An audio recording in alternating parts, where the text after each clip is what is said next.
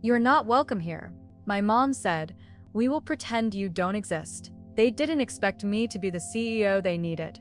The first time I realized I was invisible was at my 7th birthday party. Or rather, what should have been my birthday party. My mother had decorated the living room with blue and silver balloons, Ethan's favorite colors, not mine. The cake had a football on it, despite my quiet mentions that I'd prefer something with computers. When the neighborhood kids gathered around to sing happy birthday, my mother's hand settled on Ethan's shoulder instead of mine, even though he was turning 10 in 3 months, not 7 today. I blew out the candles anyway and made a wish, "Please see me." It didn't come true. My name is Ava Winters. For 18 years, I existed as a shadow in my own home, a footnote in the grand narrative of the Winters family legacy. Our family business, Northbridge Logistics, was the pride of my parents, a regional giant that my grandfather built from a single truck into a fleet that connected 3 states. It was understood from the moment Ethan could walk that he would inherit this kingdom. I was never part of that equation. Ethan has his father's business mind, my mother would tell dinner guests, while I sat quietly building algorithms in my head. He'll take Northbridge to heights we can't even imagine. No one asked what I might do. No one noticed when I taught myself to code at 9, or when I built my first website at 11. By 13, I was debugging the school's computer lab systems while teachers watched in confusion. My guidance counselor once called home to discuss my extraordinary aptitude for computer science. My mother told her I was going through a phase. Our home in suburban Connecticut was a shrine to Ethan's achievements. Trophies lined the mantle: football, debate team, future business leaders of America. My perfect report cards were taped to the refrigerator for a week at most before disappearing. When I won the state coding competition in 10th grade, my father nodded and said, "That's nice, but is it going to put food on the table?" That same year, Ethan fumbled a pass in the championship game, and they took him to Bermuda to help him process the disappointment. I learned to live with the disparity. I built my world in bytes and code, creating spaces where merit mattered, and last names meant nothing. Online, no one knew I was the forgotten Winters child. They just knew I could solve problems no one else could touch. My bedroom became my sanctuary, a small space at the end of the hall where I'd work late into the night. My mother would pass by, peek in, and sigh with that familiar mixture of confusion and disappointment. "Ava, don't you think you should try, I don't know, joining a club? Meeting some friends?" she'd say, eyeing my 3 monitors and the tangle of wires on my desk. "I have friends, Mom," I'd reply, thinking of my online community of developers who actually respected my opinions. Real friends, Ava. Like Ethan's football team. They're always here, always supporting each other. What she meant was, why can't you be normal? Why can't you be like him? The summer before senior year, something shifted. I'd been accepted into a prestigious coding camp at MIT, and for the first time, I felt like I belonged somewhere. I came home with ideas, with confidence, with plans for the future that didn't revolve around being invisible. "I think I'm going to apply to Stanford," I announced at dinner one night. "Their computer science program is the best in the country." The table went quiet. My father's fork paused midway to his mouth. My mother set down her water glass with deliberate care. "Stanford?" my father repeated. "That's in California." "I know where Stanford is, Dad." "It's very competitive," my mother added carefully. "And expensive." Ethan snorted. "Since when are you Stanford material, bug?" He'd called me that since I was little, not as a term of endearment, but because he said I was small and annoying, like something you'd want to squash. "I have a 4.0 GPA, I said quietly. "And my SAT scores." "GPAs aren't everything," my father cut in. "Stanford looks for well-rounded students. Leadership, community involvement." "I lead 3 online open-source projects with developers from around the world," I countered. My mother sighed. "Sweetie, those aren't real leadership positions. Those are computer things." Computer things. As if I'd been playing games this whole time instead of teaching myself skills that would shape the future. "Northbridge needs people who understand the real world," my father said.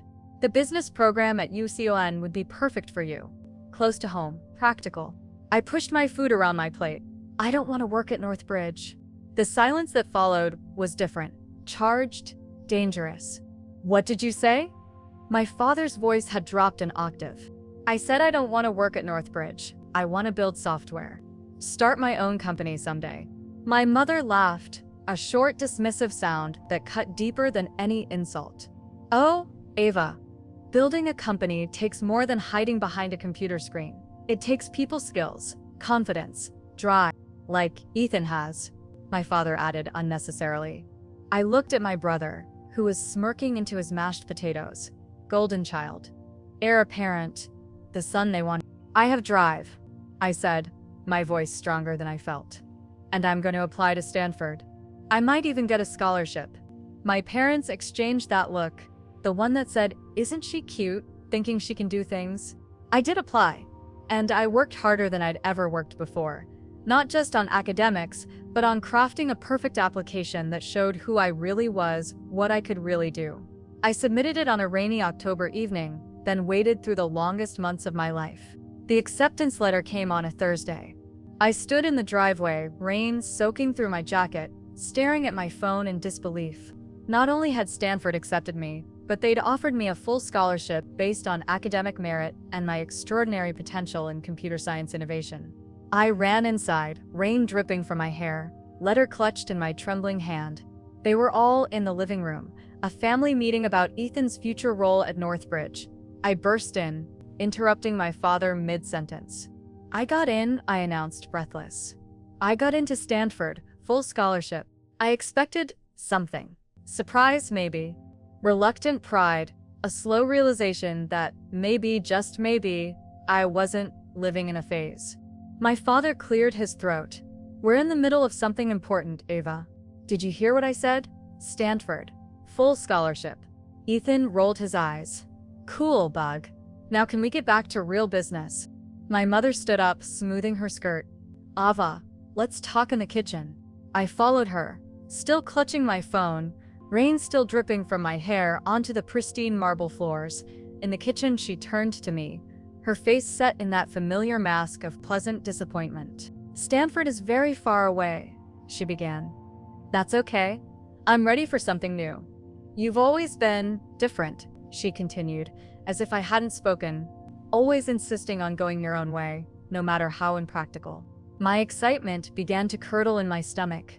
Mom, this is a full scholarship to one of the best. Your father and I have discussed this possibility, she interrupted. We think it would be best if you made a clean break. I blinked, confused. A clean break? If you insist on turning your back on this family, on the opportunities we've given you. What opportunities? The words escaped before I could stop them. Her eyes narrowed. We've put a roof over your head for 18 years, fed you, clothed you, given you every advantage. You gave Ethan every advantage, I corrected quietly. You gave me a bedroom and basic necessities. She drew herself up, her voice turning cold in a way I'd never heard before. If you leave for California, Ava, you are no longer part of this family.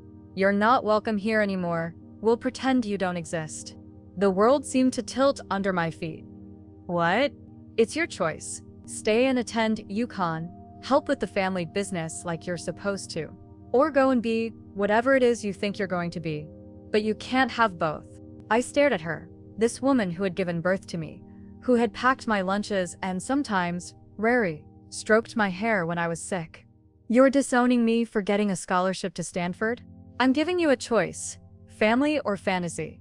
Through the doorway, I could see my father and Ethan, heads bent together over a stack of papers. The golden child and his proud father planning a future I was never meant to share. I wiped the rain from my face. Or maybe they were tears. I couldn't tell anymore. I choose me, I said softly. I choose my future. My mother's face hardened like cement setting. Then pack what you need. You can stay until graduation. But after that, she spread her hands in a gesture of finality. We'll pretend you don't exist. As I climbed the stairs to my room, legs leaden, I realized the invisible girl had finally disappeared completely. And somewhere beneath the pain and shock, a small voice whispered that maybe, just maybe, this was my chance to finally be seen. Not as Ethan's sister or the Winter's daughter, but as Ava. Just Ava. And maybe that was worth everything I was losing. The Stanford campus sprawled before me, like a different planet, terracotta roofs and palm trees, against a relentlessly blue California sky. I stood at the entrance with my entire life packed into 2 suitcases and a laptop bag, heart hammering against my ribs. No one was coming to help me move in. No tearful goodbyes or embarrassing parent photos. Just me, standing alone while around me, families laughed and hugged and promised to call. "You need help with those?" A girl with bright blue hair nodded toward my bags. "I'm good," I said automatically, then hesitated. "Actually, yeah, thanks." Her name was Zoe, and she lived 3 doors down from me in the freshman dorm. She didn't ask why I was alone, and I didn't volunteer the information. Instead, she invited me to a coding meetup that night. "Nothing special," she shrugged. "Just some nerds with laptops and too much caffeine." Those nerds became my first real-world friends. People who didn't look at me like I was speaking an alien language when I talked about algorithms. People who saw possibility in lines of code, not just computer things. I threw myself into learning, not just my classes, though I excelled there too. I studied how startups worked, how leaders communicated, how to translate technical brilliance into something people would pay for. I watched TED Talks on business strategy while my roommate binge-watched reality shows. I devoured biographies of tech pioneers like they were oxygen. My first app was born at 3 a.m. during finals week when the campus coffee shop had a line stretching out the door. "There should be a way to pre-order and just pick it up," I muttered, watching the baristas scramble.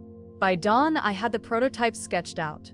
By the end of the semester, I had a working version that let students order ahead from any campus food spot. By sophomore year, half the student body used it daily, and I had hired 2 classmates to help maintain and expand it. I called it Skipline. It wasn't revolutionary, but it was mine, and it worked. My bank account grew modestly. I reinvested most of it, teaching myself about business operations between classes. When I changed my major from computer science to CS with a business minor, no one told me I was going through a phase. My academic advisor just nodded and said, "Smart move." Junior year, a venture capitalist's daughter used Skipline and mentioned it to her father. He called me in for a meeting at a sleek office in Palo Alto. "You built this yourself?" He looked skeptical, peering at me over designer glasses. "With a small team now," I replied, keeping my voice steady despite the nervous sweat trickling down my back. He asked questions I wasn't prepared for. I answered honestly, admitting what I still needed to learn. Instead of dismissing me, he seemed impressed by my candor.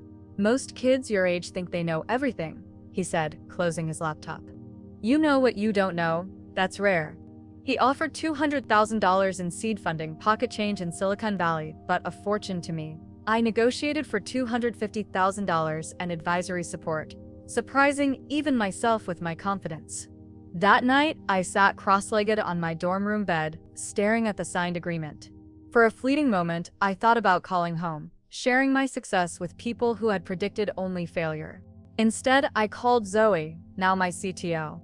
By graduation, Skipline had evolved into CodaSpark, a platform helping small businesses streamline customer ordering across multiple channels. We had 12 employees, actual office space in Mountain View, and a product that was gaining traction beyond campus borders. I watched my classmates take jobs at Google, Apple, and startups across the Bay Area. A few asked why I wasn't leveraging my family connections in the logistics industry. "We're not close," was all I said. The truth was, I had built a firewall between my past and present as impenetrable as any security system. I never spoke about Northbridge or Connecticut, or the family that had erased me. I changed my social media settings to block anyone from my hometown. I declined invitations to my high school reunions. I heard snippets occasionally. Ethan had officially joined Northbridge management. My father had expanded to a 4th state. My mother had won some community leadership award. Each time, I felt a distant ache, like pressing on an old bruise to see if it still hurt. It always did, but less each time.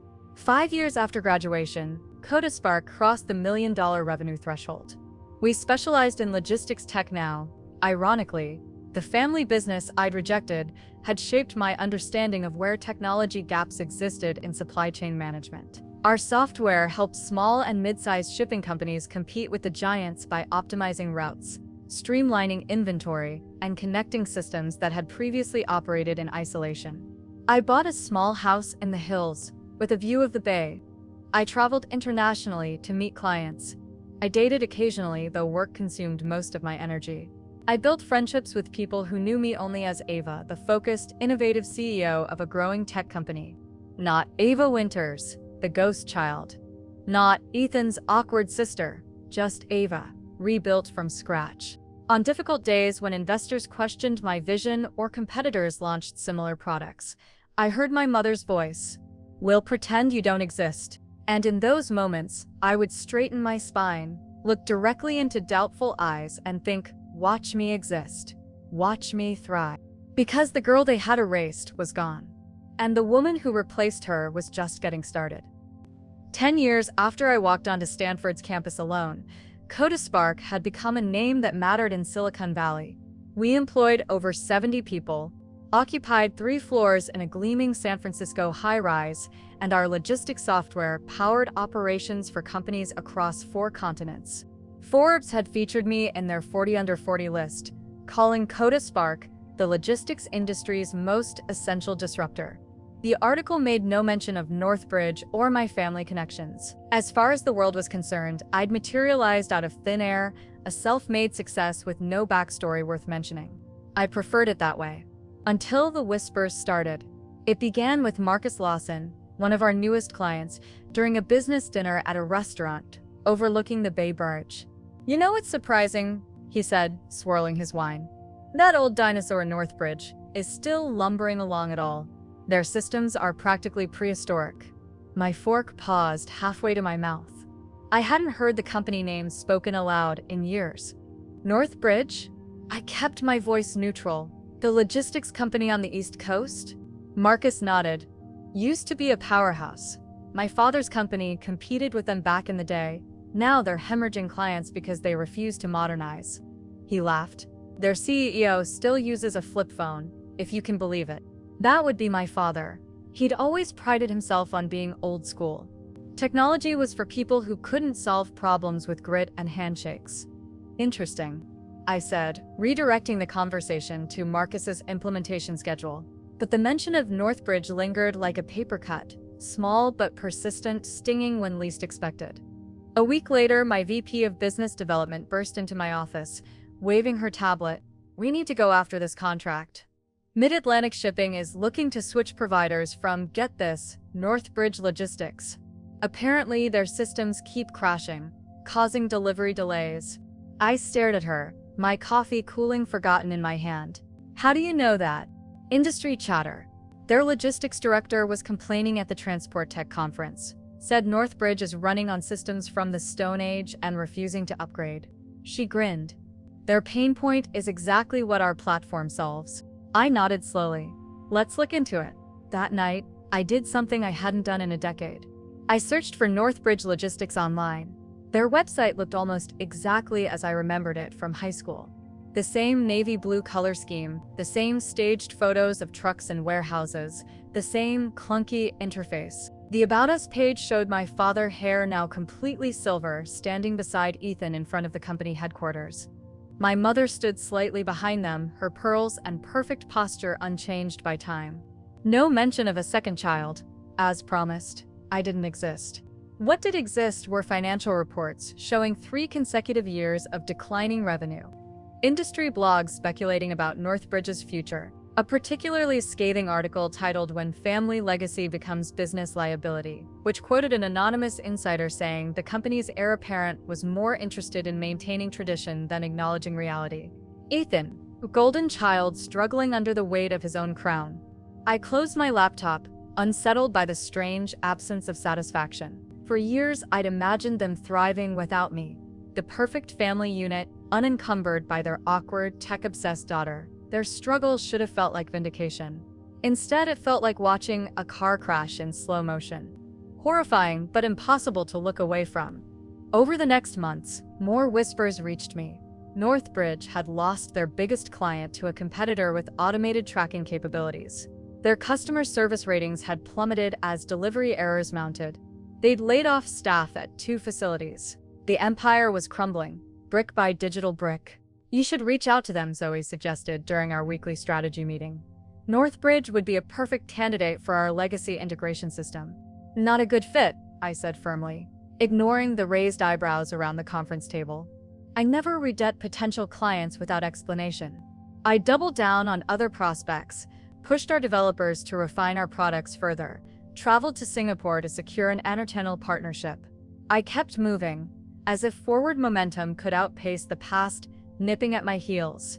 Then came the earnings call that made headlines across the logistics industry. Northbridge had posted a crushing quarterly loss. Their stock dropped 18% in a single day. Analysts predicted bankruptcy within 18 months without drastic intervention. That evening, alone in my corner office as the San Francisco fog rolled in, I pulled up their stock chart. The downward trajectory was brutal, a family legacy dissolving into nothing before my eyes. My phone buzzed. A text from Zoe. "Did you see the Northbridge news? Brutal." I didn't respond.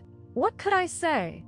That the company being dismantled by technology's inexorable advance was the same one that had dismissed my technological aptitude as worthless. That the family facing financial ruin was the same one that had discarded me for choosing a different path. I was still staring at the depressing red line of their stock performance when my assistant knocked and entered without waiting for a response. Something she never did. "I'm heading out," she said, her expression unreadable, "but I thought you should know right away. There's a meeting request that just came in for tomorrow." "Can it wait until morning?" I was exhausted, in no mood to review my calendar. "I don't think so." She handed me a printed meeting request. "You won't believe who just requested a meeting with you." I glanced down at the paper, and the world seemed to tilt on its axis. Meeting requested by Northbridge Logistics Executive Team. Purpose: urgent discussion of potential strategic partnership. Attendees: Robert Winters, CEO, Ethan Winters, COO, Margaret Winters, Board Chair. My family was coming to CodaSpark, and they had no idea they were about to meet with the daughter they'd erased. I spent the night rehearsing composure. In the mirror of my bathroom, I practiced neutral expressions, professional smiles, the perfect arch of an eyebrow that said I was mildly interested but not invested. I selected a charcoal gray suit that projected authority, ruby earrings for confidence, and shoes that added 2 inches to my height. Armor, all of it. By morning, I'd settled on a strategy. I would recuse myself from the meeting. Citing a personal connection to Northbridge, I'd let my CFO handle it. Professional, ethical, clean. But as my car wound through morning traffic toward the office, something hardened inside me. Why should I step aside? I'd earned my place. They were the ones who'd chosen to erase me. The message I sent to my executive team was brief. "I'll handle the Northbridge meeting personally. No addendum attendees required." They arrived 15 minutes early, a power move my father had always employed. I watched on the security feed as they entered the lobby. Faces tense, my father, silver-haired and ramrod straight, despite pushing 70. My mother, elegant as always in a navy suit that likely cost more than my first computer. And Ethan, still handsome but with new lines of stress around his eyes. I instructed reception to keep them waiting for exactly 7 minutes, not so long as to be overtly rude, but long enough to establish who controlled this interaction. At precisely 10:07, I told my assistant to escort them to the glass-walled conference room, overlooking the bay. Then I took the long way around, giving myself 1 more minute to steady my breathing. When I pushed open the door, they were examining the room like anthropologists in a foreign land, taking in the sleek technology, the awards lining one wall, the spectacular view that had cost CodaSpark a fortune in lease payments. "Good morning," I said, my voice mercifully steady. "I'm Ava, CEO of CodaSpark."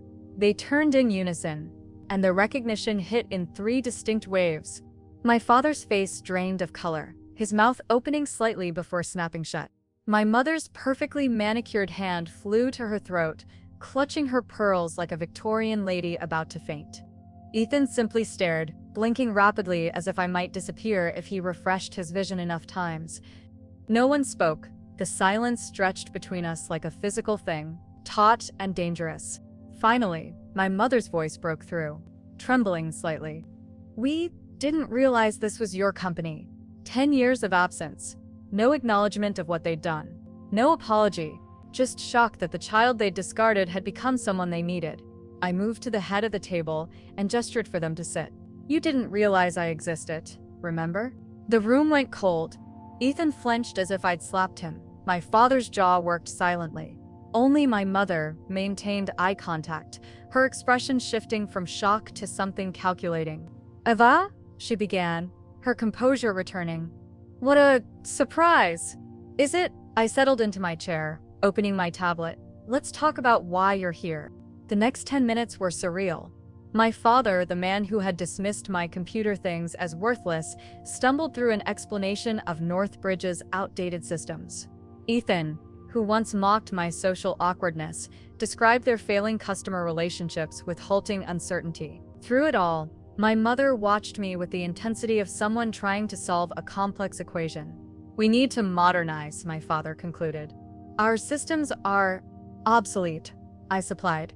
Expensive to maintain, incompatible with current logistics tracking standards, hemorrhaging money and clients. He nodded stiffly. Why Coda Spark? I asked. Though I knew the answer, our company had become exactly what Ronbridge needed, a lifeline in a drowning industry. Your reputation, Ethan said. Everyone says you're the best at integrating old systems without disrupting operations. And you're proposing. My father slid a folder across the table. A strategic partnership. Your technology, our infrastructure and client relationships. I opened the folder. Their offer was as desperate as I'd expected. They wanted our software at a fraction of its value, with minimal changes to their operations and management structure. This isn't remotely feasible, I said, closing the folder. We can negotiate terms, my mother interjected smoothly. Perhaps if you understood the legacy of Northbridge. I understand the legacy perfectly, Mrs. Winters. I cut in. The question is whether you understand that legacy is worthless without innovation. My father's face darkened. Now listen here. No, you listen. The words came out sharper than I'd intended. Northbridge is 18 months from bankruptcy. Your client retention is below 40%. Your systems are so outdated that your own employees are sending out resumes. I'm not interested in a partnership where CodaSpark provides all the value and receives none of the control. Ethan leaned forward. What exactly are you saying? For the first time since they'd entered the room, I allowed myself a small smile. I'm saying that if Northbridge wants CodaSpark's help, we need to discuss a very different arrangement. Which is? My father's voice had that dangerous edge I remembered from childhood. Complete acquisition. Northbridge, under the CodaSpark umbrella, new management structure, new systems, new future. The silence that followed was absolute. My mother's carefully maintained expression cracked, showing raw disbelief. My father's hands curled into fists on the table. Ethan was the first to laugh, a short, incredulous sound. You can't be serious. I looked at each of them in turn, these people who had shaped my life by rejecting it, who now sat in my conference room needing what only I could provide. I've never been more serious, I said. You have 24 hours to consider my terms. After that, I'll be pursuing that Mid-Atlantic contract you just lost. I stood, signaling the end of the meeting. My assistant will show you out. As they gathered their things in stunned silence, I watched them through new eyes. Not as the family that had towered over my childhood, but as business adversaries who had played their hand poorly. And as the door closed behind them, I finally allowed myself to feel what I'd suppressed for 10 years, not triumph or revenge, but something more complicated. The knowledge that sometimes the universe has a strange sense of justice. And sometimes, the ghost returns with the power to haunt those who tried to erase her. They returned the next day. Not in 24 hours as instructed, but in fewer than 4. My assistant's voice carried a note of surprise when she called to say the Winters family was requesting to see me again. Send them to the same conference room, I said, taking a moment to gather myself before heading there. This time, only my father and Ethan waited. My mother's absence was conspicuous. Where's Mrs. Winters? I asked, deliberately using her formal title. Your mother is coordinating with our legal team, my father replied, his voice betraying none of yesterday's shock. He'd had time to process, to plan. The businessman had replaced the stunned father. I nodded, taking my seat. I assume you're here to discuss my acquisition proposal. Ethan leaned forward, his expression one I recognized from childhood. The face he made when trying to manipulate our parents into giving him what he wanted. Ava, he said, using my name for the first time since we'd reconnected. We've thought about what you said, and we understand your position. My position? I kept my expression neutral. Your feelings about the family, my father clarified, looking uncomfortable. We know things ended poorly. Things didn't end poorly, I corrected. You disowned me for pursuing my education. You erased me from the family because I chose Stanford over UConn. Let's be accurate about our history. My father cleared his throat. The past is complicated, but we're here to talk about the future. A compromise. I'm listening. Ethan slid a folder across the table, midnight blue with the Northbridge logo embossed in silver. Some things never changed. A merger, he explained as I opened it. Equal partnership. You provide the technology solutions. We maintain operational control of Northbridge's existing infrastructure. Both companies retain their identities. I reviewed their proposals slowly, giving myself time to analyze not just the terms, but the desperation behind them. The numbers told the story that their carefully composed faces tried to hide. Northbridge was in free fall, and this was their last parachute. This isn't a merger, I said, closing the folder. It's a bailout with a fairness name. My father's jaw tightened.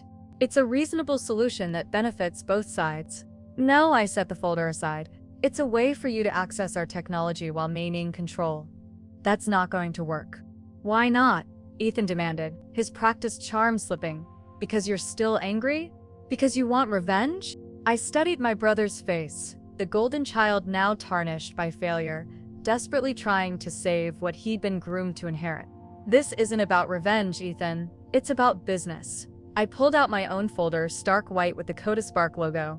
These are my terms, non-negotiable. My father took the folder with visible reluctance and began reading. Ethan leaned over his shoulder. I watched their expressions shift from skepticism to disbelief to outrage. This is absurd, my father finally sputtered. Complete acquisition at 70 cents on the dollar. Northbridge's board would never approve this. Your board is aware of the 18% stock drop last quarter, I replied calmly. And the projected 30% drop coming next quarter if nothing changes. But this management structure, Ethan jabbed at the page. I would report directly to you? All Northbridge executives would report to CodaSpark leadership. Yes. And mother? My father's voice had gone dangerously quiet. Margaret Winters would receive a generous buyout package and step down from all operational roles. The color drained from my father's face. You want to remove your mother from the company her father helped build? I want to remove an ineffective board member with no technological literacy from a company that's dying from technological stagnation, I corrected. Her name is irrelevant to the decision. Ethan stood abruptly, pacing toward the windows. This is insane. You're trying to humiliate us. No, I'm trying to save a failing company while protecting my own. I kept my voice level. Northbridge has valuable assets, client relationships, distribution networks, physical infrastructure, but its leadership and systems are obsolete. This deal preserves what works and replaces what doesn't. At the cost of our family's control, my father growled. The family lost control the moment you refused to evolve. I met his gaze directly. This isn't personal, it's capitalism. We both knew it was a lie. Of course it was personal, impossibly, unavoidably personal. But wrapping it in business terms gave us all the fiction we needed to proceed. We need time to consider, my father said stiffly. You have until tomorrow at noon. I stood, signaling the end of our meeting. After that, my offer drops to 60 cents on the dollar, and I begin approaching your remaining key clients directly. Ethan turned from the window, his expression a mixture of fury and something that almost looked like respect. You've changed, Bug. The childhood nickname hit me like a physical blow, but I didn't let it show. I grew up, Ethan. That's all any of us can do. They left without further argument, taking my proposal with them. As the door closed, I sank back into my chair, the adrenaline leaving my body in a rush. My phone buzzed with a text from Zoe. Meeting over. How'd it go? How could I possibly explain what had just happened? That I just offered to buy the company that had once been my childhood home. That I just demanded my golden child brother report to me. That I just orchestrated the removal of my own mother from power. Professional but tense, I replied. I'll fill you in later. I spent the rest of the day in a strange fog, moving through meetings and calls as if on autopilot. Every few minutes, my mind would drift back to the look on my father's face when he realized I held all the power now. At 11:45 the next morning, my assistant appeared at my office door. "They're here," she said simply. I took a deep breath and nodded. "Send them in." This time, all three of them entered, mother, father, and brother, each carrying an expression of grim resignation. My mother placed a signed contract on my desk. "Your terms," she said coldly. We had no choice. The first day I walked into Northbridge headquarters as its new CEO felt like stepping into a dream or perhaps a nightmare from my past that had somehow inverted itself. The building hadn't changed much in the decades since I'd last seen it. The same imposing brick facade, the same heavy wooden doors with brass handles polished to a shine, the same navy carpeting in the lobby, though now worn thin in places from years of foot traffic. What had changed was me and the way people looked at me as I crossed the threshold. Zoe walked beside me, tablet in hand, already scanning the outdated systems we'd need to replace. Behind us came our integration team, 12 CodaSpark employees, tasked with dragging Northbridge into the present century. "Ready for this?" Zoe murmured. I nodded, my eyes fixed on the mahogany staircase ahead, the one that led to the executive floor where my father's office had always been, where mine would be now. The receptionist, a woman I didn't recognize, looked up with a customer service smile that faltered when Zoe announced, "This is Ava Winters, CodaSpark CEO and the new chief executive of Northbridge." Word traveled through the building like electricity through a wire. As we ascended the stairs, employees emerged from offices and cubicles, watching with undisguised curiosity. Some whispered behind their hands, others stared openly, trying to reconcile the last name they'd known for years with this unfamiliar face. My father's now my office was empty when we arrived. He'd cleared his personal items over the weekend, leaving behind only furniture and corporate fixtures. The heavy desk, the oil painting of the first Northbridge truck, the view of the Connecticut hills that had once seemed like the peak of success to a small-town logistics company. "Let's get to work," I told my team, setting down my laptop. The first week was a blur of audits, system assessments, and difficult conversations. Northbridge's situation was even worse than our due diligence had revealed. Outdated technology, yes, but also outdated thinking that had permeated every level of the organization. Ethan appeared at my office door on the third day, knocking even though the door stood open. He looked uncertain in a way I'd never seen him. The confident older brother replaced by a man trying to navigate unfamiliar terrain. "The quarterly projections," he said, handing me a folder, "and the client retention report you asked for." I took the folder without opening it. "Thank you, I'll review it and we can discuss at tomorrow's executive meeting." He hesitated, clearly wanting to say more. I waited, my face carefully neutral. "This must be satisfying for you," he finally said, coming back like this. "This isn't about satisfaction, Ethan." I kept my voice professional. "It's about saving a failing company." "Right." His mouth twisted in a bitter smile. "Nothing personal." As he turned to leave, I added, "I meant what I said in the acquisition agreement. Your industry knowledge is valuable. I expect you to contribute that knowledge to our transition team." He paused in the doorway. "Because you think I can help, or because you enjoy watching me take orders from my little sister?" The question hung between us, raw, honest, uncomfortable. "Because despite everything," I said quietly, "I believe you care about this company. And so do." Something shifted in his expression, not quite acceptance, but perhaps the first crack in a wall built on years of hierarchy and resentment. After he left, I turned to the window, looking out at the familiar landscape with unfamiliar emotions. This victory should have felt complete, triumphant, the perfect revenge narrative. Instead, it felt complex, layered with grief for what might have been, determination for what could still be, and the strange, unexpected weight of becoming the thing that had once excluded me. My mother refused to speak to me directly for the first month. She communicated through lawyers and third parties, never acknowledging the daughter who now controlled the company her father had helped build. The buyout package sat untouched in escrow while she maintained a silence as complete as the one she'd promised a decade earlier. Until the day I unveiled the new company branding. We'd spent weeks developing it, a fusion of Northbridge's heritage and CodaSpark's innovation. The new logo retained Northbridge's navy blue, but incorporated CodaSpark's digital elements. The new slogan, Legacy Meets Future. The all-staff meeting, where we revealed it, filled the company auditorium. I stood on the stage where my father had once presented annual bonuses, where Ethan had been introduced as the future of the company.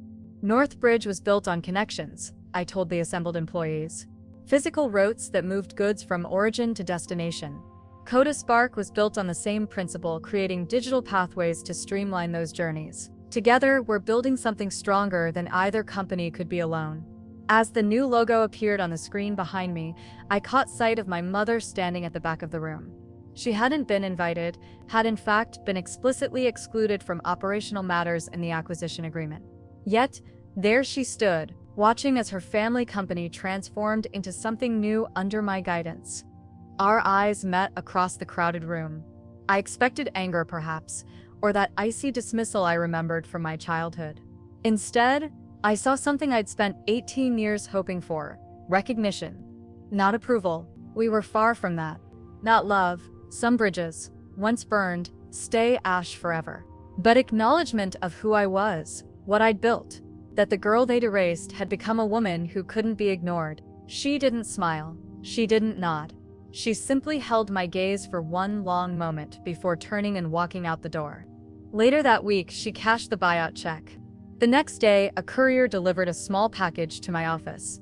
Inside was a silver paperweight that had sat on my grandfather's desk, the founder of Northbridge, the legacy I'd been told wasn't mine to claim. No note accompanied it. None was needed. 6 months after the acquisition, Northbridge's client retention had improved by 40%. Our integrated logistics platform was revolutionizing how mid-sized shipping companies managed their operations. The stock price had stabilized, then begun to climb. And I had stopped looking over my shoulder, expecting the ghosts of my past to vanish if I turned too quickly. Because they may have pretended I didn't exist. But now, they worked for me. And more importantly, I finally existed to myself.